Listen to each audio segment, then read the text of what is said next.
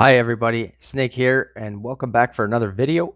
Today I am going to go over a video that I've recently done. It needed a little bit of extra analysis.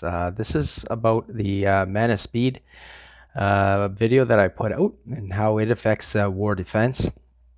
And if you haven't seen that one, it'll help you make a lot of sense of this one. So I urge you to check it out.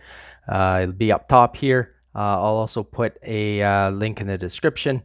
And for those of you that are using a computer and not mobile devices, at the end of the video, you'll see a clickable thumbnail for that video as well. When I did the mana speed one, I broke it down into rush and regular mana speed wars together. Obviously, we're looking at mana speed, and there's completely different beasts when we look at those two. Rush was pretty much exactly what we expected. And then when it came to the regular mana speed wars, there was a chunk of it, that graph, that was exactly as one would expect. But there was this big spike at the end on the slow end that had really high survivability rate, and it kind of warrants a little bit of extra investigation. So I did that. I delved in there. There was a few good suggestions and theories from some people. Olo, Nevermore, GPAC. Thanks, guys. I always appreciate anytime that you guys write comments or add to the discussion. Absolutely love it. So because of the interest there, I did delve in. I spent some extra time going through, and I've got some numbers to share. So maybe this can make more sense to other people. One of the theories is that one person on my alliance, obviously when I record wars, I'm recording the opponents and ourselves, but obviously ourselves are going to pop up a little more often because every war we capture ourselves, and it's not often that you repeat on other opponents. So the one theory is that perhaps it was one person that was continuously using a very awesome team and boosted up the score points there. I wish it was that simple. That would be an easy explanation, and we could easily just chalk it off to, hey, yeah, this guy put together this combo and it worked awesome a bunch of times. It's not the case. It's maybe we were left with more questions than anything. But anyways, I'm going to share with you the results. These are hard numbers. These are exactly what happened. I do my best to be able to identify, the why. In this case, maybe not, but I look forward to hearing from any of you. So if you have any comments, any theories, please put them down. Without further ado, though, let's get right to that data that I uncovered. The first slide I'm going to show you is the Rush War one. I know we're not talking about that one, but I just want to show, okay, right here's that yellow line. See how this is that trend that you would normally expect. So Rush War, there's nothing really to look at. The slower of the team, the better, because slower heroes are more powerful than the faster ones. And then when the mana speed is on equal playing terms, it just makes sense that the more powerful heroes are going to be, putting together a much better team. Now, here's that graph from the average of all normal mana speed wars.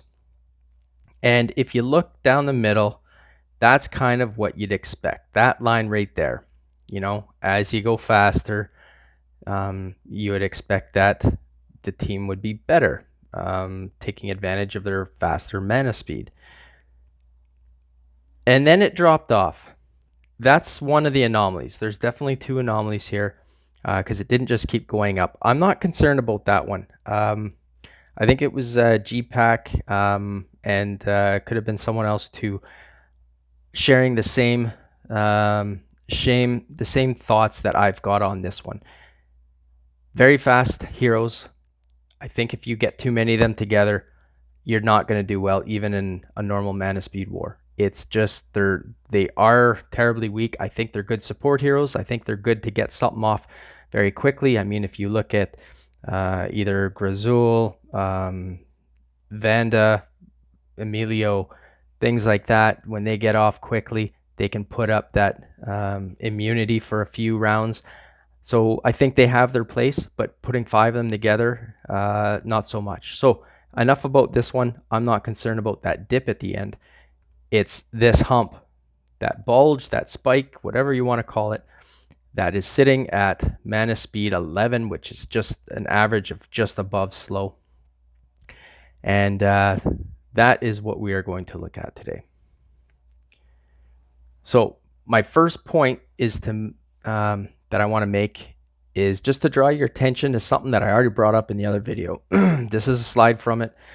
This bump occurred in each of the regular war speed types. Okay, it is not unique to just one of them that overpowered the rest because there was so many more occurrences in it. It happened in each one of them. All right, so broke down all the data, dissected it. Here's what we've got. So for the formation types, what we ended up with was 4 different types. Some had alluded that it would probably be just 4 slows and with an average thrown in. No, we've got a few different variances than that. As you can see, only in one case was 2 very slows used with a slow, an average, and a fast. 6 times for the other 2 other formation types, and 12 times it was used with a very slow, 3 slow, and a fast. So it's not the same team. In fact, there's quite different teams that are being put up on that.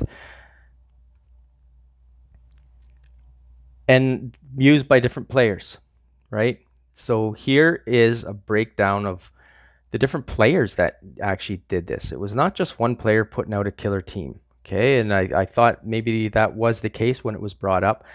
And I was actually hoping it would, because it would be easy to explain why we've got that big hump. But no, there was actually 4 people from my alliance and 4 from the opponent's alliances. Okay, naturally, like I said, there'll be higher rates from my own alliance members that are testing those kind of slow teams, as we're counted in each war. But not out of all the 8 of them, no individual player used a specific team defense more than 4 times.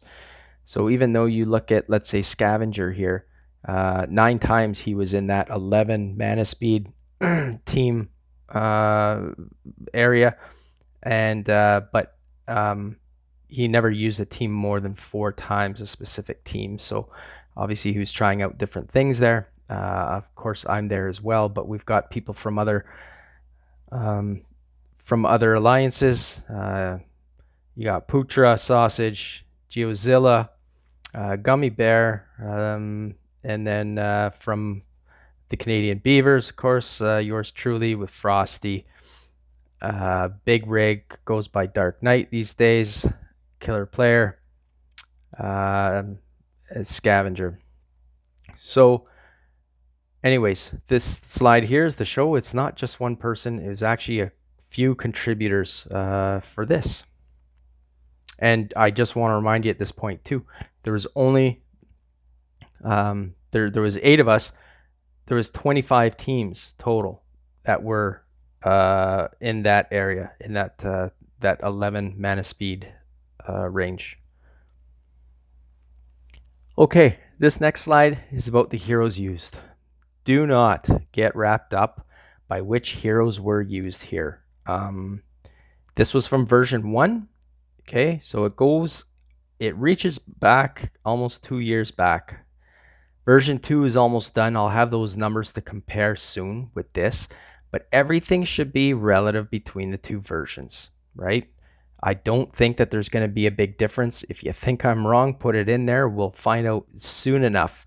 In a matter of a couple of months, probably I'll have all this stuff wrapped up on number 2 and ready to spit out towards you guys. There are better and faster, there's better and stronger fast heroes and very fast heroes now than there was back then. but there's also better and stronger, slower ones. I think it's all relative. Nothing has changed with the mechanic for mana speed. So anyways, the important part about this chart that I'm giving you here is to show you that there was a diverse amount of heroes being used. It wasn't just the same 5 being recycled. Some had thought, oh, maybe it's the Christmas trio that was used. In no time was that Christmas trio used. Znolfold was, he wasn't even a big part at this point. He was just coming in, wasn't used here. Anyways, 31 different heroes. Only 3 of them were used more than 10 times. And I highlighted those in green. And what's interesting to see with Alfreich, I mean, that shouldn't be a surprise. Very slow, dominating hero. At the time, this drags down that mana speed for the whole team, obviously, and was very effective. Alfreich was also used, though, at mana speed 10 and 12. So why is it that at 11 we've got such great success?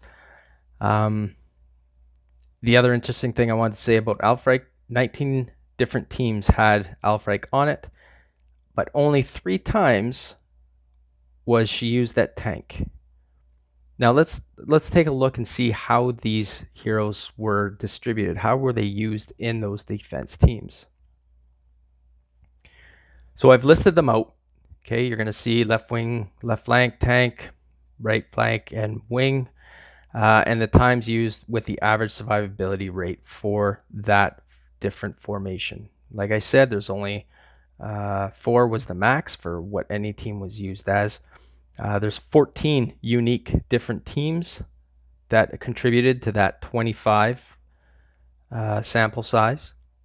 One could argue, okay, that there's 2 cases in here where there's a couple of teams that have the same or similar heroes just placed in a different order. So I'll buy that argument. You'll go either way. Worst case scenario, depending on how you look at it, there's 12 unique teams that are made up from those 31 different heroes. Okay, 12 to 14, depending how you look at it. Only 2 of the teams, each of them only used once, were below the average survivability rate of 28.5 for all regular speed wars combined. Okay, so 2 below average, 2 were average, and 21 were well above the average with the highest single performance at 75%. So we're seeing quite a few different variations here of defense teams, and they have all done pretty well except for a couple of them. Now, what does that bring us? So there's a few questions we got to ask ourselves because, like I said, it's not as simple. I wish it was just one person with one single team that was just dominating, and it's not. But is there enough diversity to dispel any thoughts that this wasn't a fluke? Well, I've kind of listed a few. Summarize the data here. There's 25 occurrences, and the average is 40.66% survivability rate compared to the 28.6 average. Okay, this is out of thousands of different defense teams. 14 unique hero formations. Mana team speed 11 was used by 8 different players. 4 different formation types were used, okay, for various individual hero mana speeds. That's what I'm talking about is the, was it 4 slow with 1 average and so forth. And 31 different heroes used on these teams. Only 3 of them used 10 times or more. So is it diverse enough to think that, you know what, maybe there's something, maybe the algorithm, this is kind of where things get good. Now, this leads me to my next kind of question I'm asking myself is it possible that the spike is legit? Is this the sweet spot where things get really good? And perhaps the anomaly, lies somewhere else in the data. And I'll show you what I mean. See, we've been focused on this hump because it looks weird, right? It comes up and then comes right back down again. Why 11? Well, maybe that is legit. Maybe it's good. What if the team Manaspeed 11 is accurate depiction of this that the slower the team is, the better it will do at that point. Right? Maybe the part of the graph that isn't telling the whole story is where I'm circling right now, where it seems to fall at team speed 10. At the peak of that spike, there was 25 cases, but only 12 cases at 10. So it's actually much more unreliable sample size at 10. Could it be that with more occurrences, the lines would shoot up like we see with the one war, Undead Horde? Is it possible that once you get to a certain point for slowness, that the team, although slow to very slow, is much more effective and even in regular mana speeds? I don't know the answer to this. And I don't have enough data from version 1 of my study. I mean, this is what I've got right now. Maybe version 2 will shed more light on it. But I mean, it is a possibility that with those low occurrences that, it just didn't pan out in those few cases, and that truly maybe it would be higher if there was we saw it more. I don't know. I look forward to hearing your thoughts on this. And I guess time will tell, right? Version 2 is just around the corner to be wrapped up, and for all the numbers to get compiled, and then we'll see if we get more out of that. Okay, so obviously I went through and did a little bit deeper dive into all those numbers, and because I thought it warranted more investigation. I thought I would come out with a solid answer to tell you. And I do think that there's enough variance in there that it's not an easy answer to come across. I suppose if there's 5 of us sitting around talking about it, there might be 5 different answers of why that spike went up, and all 5 could be right, all 5 could be wrong. I just don't know. I just know that I think that there's enough variance there that we can't really peg it on one thing why it did well. If you can, hey, by all means, please, again, write it down in the comments. Help me out. Help me understand. I'm doing the best I can. I don't, I've got guesses like the rest of you, but until I get more data, we won't really know. Could it very well be that variance or that dip that happens at 10 where it comes shooting back down is where it's wrong, and that the slower the team, actually probably the more effective it will be at surviving in war defense? I don't know. I won't know maybe until we'll get another glimpse into version 2. Anyways, I won't waste more of your time. I thank you all for hanging out with me and watching the video.